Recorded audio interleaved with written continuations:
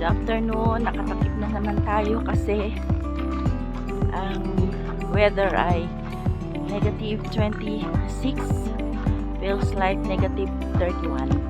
So malamig po siya. Medyo makati na yung ating lalamunan. Kaya tayo nakatakip na sa ilong. Kasi pag hindi ka nagtakip ng ilong, ay kawawa yung iyong lalamunan. So ito ngayon ang ating nilalakaran. Puno ng snow. Ayan. Kasi kay snow na kayo ng umaga. May araw pero malamig. Ayan. Puno na naman siya. Ayan. So hindi tayo pwedeng hindi nakatakip ng mukha.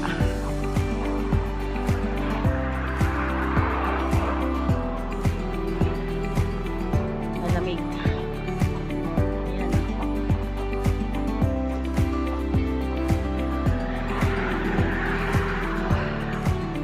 Muusok yung aking bunganga.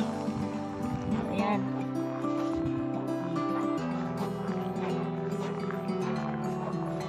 Naman tayo ng snow. So, matatapos ang mga snowfall ay mga March pa yata. Sa April po ay patunaw na.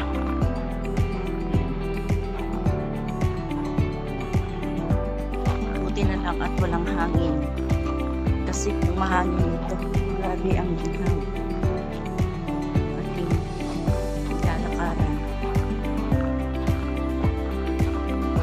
So, pupunta ako ngayon sa pagsundo ng aking ako. Ngayon ay Martes, alas 2 ng hapon.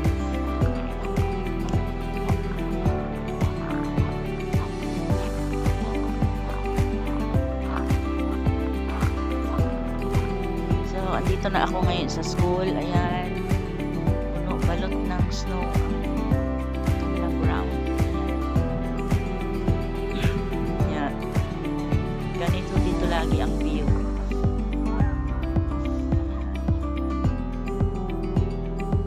Ayan. Ganito.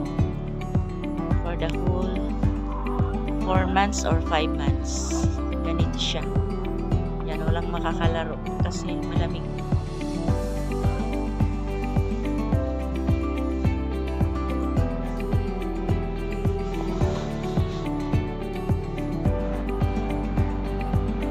Throw it. Oop. Don't put it in your mouth, ha?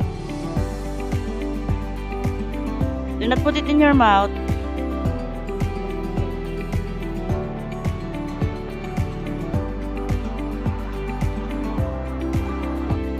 Ready, 1, go.